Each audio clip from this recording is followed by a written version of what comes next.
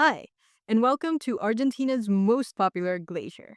Today, I'm going to take you to El Calafate, which is going to be a small city that's going to be located on the shores of Lake Argentina.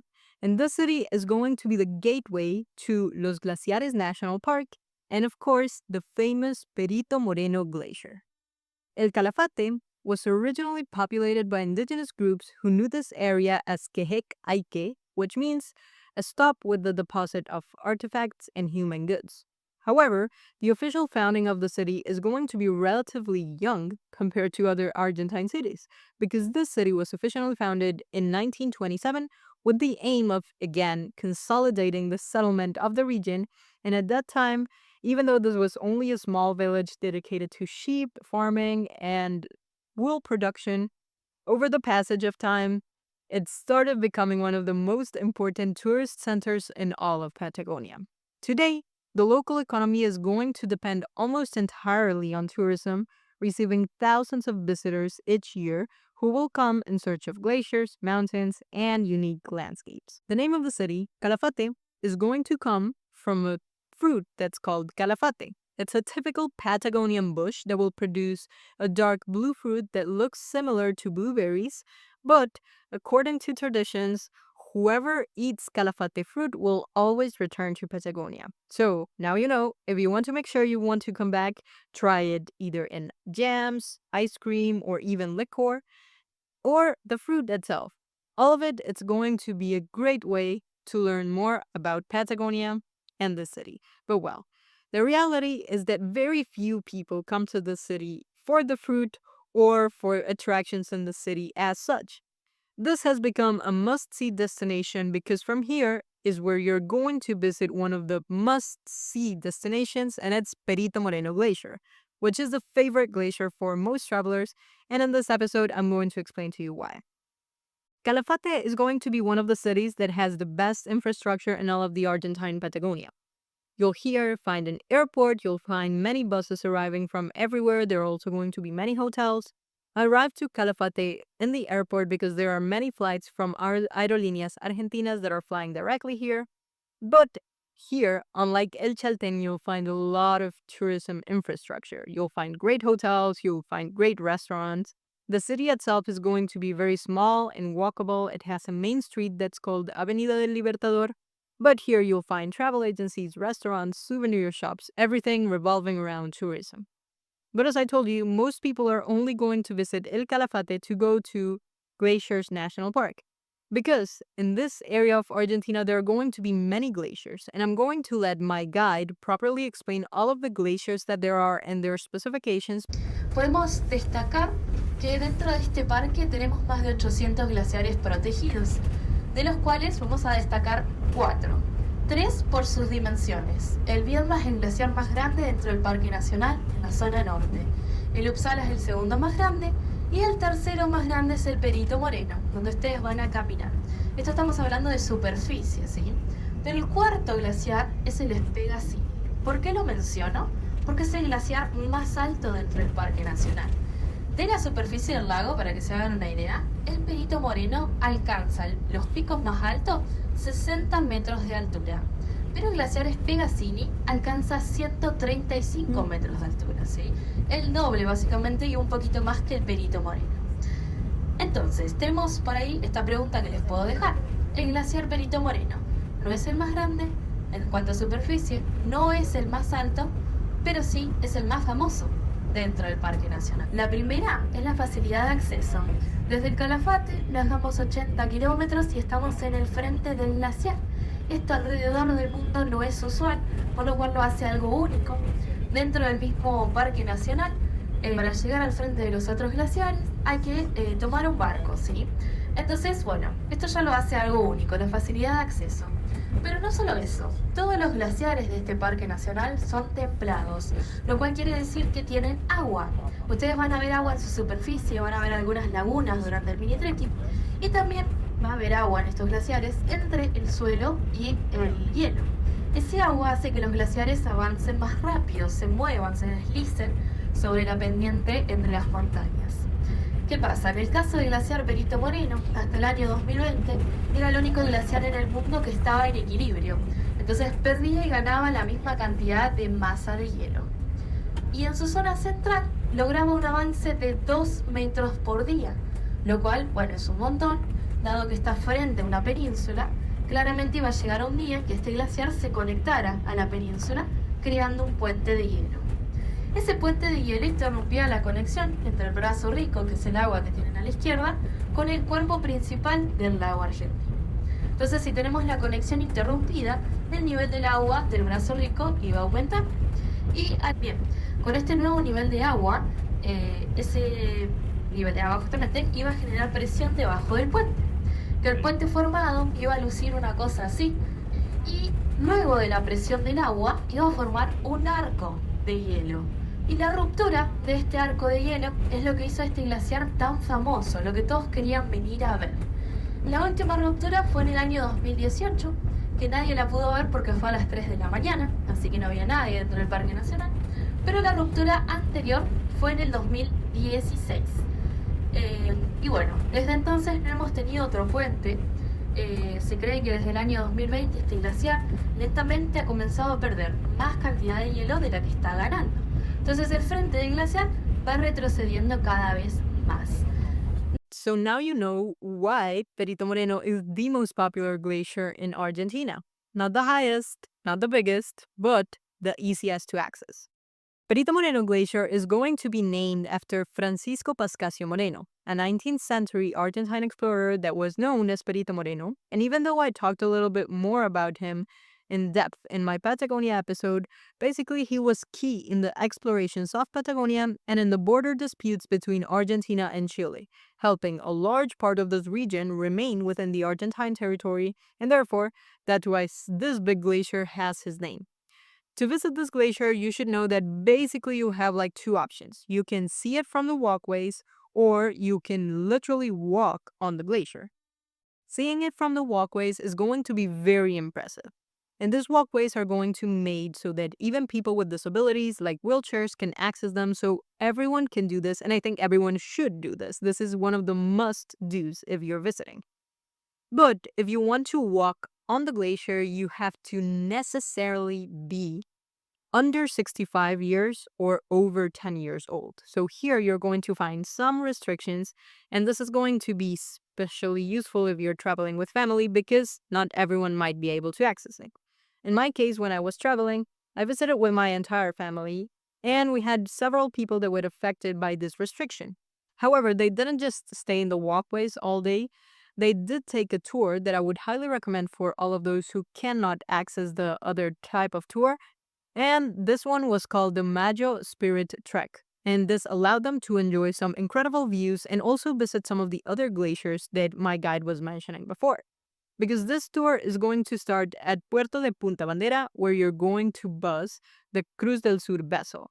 And as soon as the ship is going to sail, you will enter the Canal de los Témpanos of Lake Argentina that will be surrounded by mountains, ice floating on the water, and the first stop will be at a bay called Bahía Toro, or the Bull Bay. Here you'll do a simple walk of around 1 kilometer through the Patagonian Andean forest until you will reach a waterfall. And from the shore of the lake, you will be able to observe all of the hanging glaciers of Cerro Mayo and Cerro Negro. And this is one of these incredible views that will stay in your mind forever. The next stop is going to be at Cerro Negro, where my family was walking along a river that will descend from the glacier until they are a few meters away from its base. And this glacier that's called Glaciar Negro is basically a hanging glacier from which numerous waterfalls are going to fall, and this will form a very incredible and beautiful landscape. Afterwards, they're going to continue in a boat ride that passed through the Canal de los Témpanos, and in a few minutes, they ended up in the north face of Perito Moreno Glacier, which is one of the most anticipated moments in the tour. So even in the tour, you get to sail in front of this glacier. And finally, they disembark at the Puerto Perito Moreno in order to see the walkways in front of the glacier, and they have some free time to explore over there. So if there's anyone in your tour that has age restrictions, I would say definitely this is one of the best things they could do. Majo Spirit Trek is recommended for all of those who have age restrictions in order to walk on top of the glacier. But For those who want to walk on the glacier, then you will have two options. You're going to have the mini trekking tour or the big ice tour. The main difference between these two tours is going to lie in the number of hours that you're going to be walking on the glacier, and therefore how intense this tour is going to end up being. The mini trekking, you can hear it in its name, it's going to be a little bit shorter. It's only going to be about 1.5 hours on top of the ice in order to experience this feeling of crampons, the ice formations, and you're going to also see all of this ice close to the glacier, drink water from the glacier, have some whiskey on the rocks with ice from the glacier. So it's going to be very cool. And this is the best and most popular option for most visitors. It's considered moderate difficulty, but actually, while I was there, I would say it's easier than most of the other things that I did in Argentina. Like all of the other trekkings were way harder than this thing. But again, this one's only going to be restricted for people that are between 10 and 65 years old. On the other hand, you're going to find the Big Ice Tour. And this one is going to be designed for those that want a deeper exploration of the glacier. Because this one, you're going to be walking on the ice for around twice as much, like 3 to 4 hours. And you're also going to be walking on the glacier's moraine. This option is going to then take you to more remote areas that have like deeper sinkholes, intense blue lagoons, and it's going to make it a little bit more demanding and longer. And therefore, it's going to have a stricter age restriction because you can only take this tour if you are between 18 and 50 years old.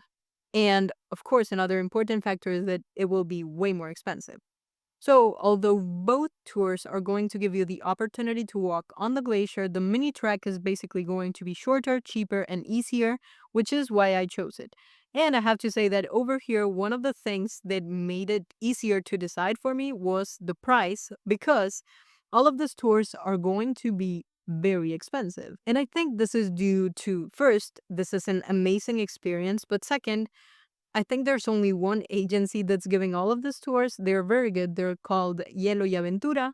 They're highly recommended, but since they're the only ones, they have kind of like a monopoly of the tours, so they can charge a lot for them. The mini trekking costs around $280. This is the 1.5 hours on the glacier tour. And the big ice one is going to cost $520.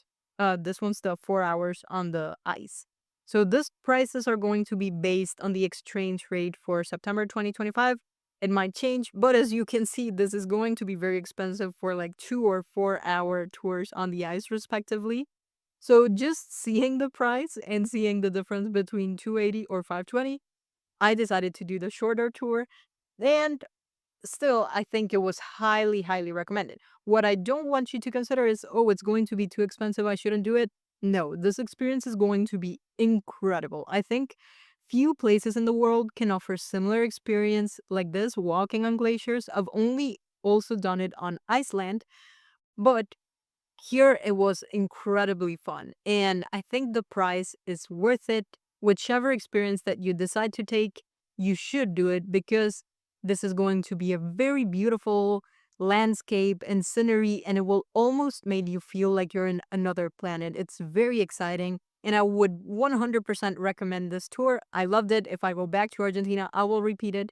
So you should do it. But, anyways, here's the summary. You have these two options. If you want to walk in the ice, I'm going to drop the link of Hielo y Aventura in the comments so you can explore further and compare both tours and decide which one you want to do. I do want you to think that this is one of the most incredible experiences that you can do in all of Patagonia because you'll be walking in a glacier that is moving and you'll hear all of the sounds. It's amazing. And as soon as you finish walking, both tours are also going to include a 1 hour stop in order to see the glacier from the walkways. And as I mentioned from the beginning, these views from here are going to be spectacular. Even if you're only sitting down and watching them, this is honestly also amazing. And it's one of the opportunities to see and listen to a glacier that moves a lot. So standing there on the walkways, you'll hear the ice breaking, you'll see the pieces falling into the water, and if you're lucky, even a big piece might break off and fall. I didn't get to see that, I only saw small pieces falling, but the sound is an incredible experience because you hear this sound of like thunder that will make you think that a huge chunk is about to fall and it's only something small. So, anyway, after spending an entire hour here in the walkways, which felt like 10 minutes for me, you'll return back to your hotel in El Calafate. And most tourists basically leave next day because there's not much else to do on the city. And that was my case. I only stayed 2 nights in El Calafate. The first day that I arrived, I walked around the city a bit, and the next day I took the full day tour. So basically, this is everything that you should do when you visit El Calafate, but I think this is one of the must see stops when you visit Patagonia because then standing in front of this ice giant is not only going to be like a visual or auditory experience, it's going to be a very deep connection with nature in its purest forms. It's seeing the immensity of nature, it's feeling it. This will fill you with excitement and gratitude to see one of the most incredible landscapes that exists out there. So let me know in the comments if you want to visit this glacier, which of the tours would you take? Share this episode with someone else that you want to travel to Patagonia with and visit this incredible glacier. And subscribe or give me a review because this will help me tremendously to keep giving you travel tips. I'll see you next week because I'm going to take you to a very small town that seems to be like a Swiss town. Enjoy your trip.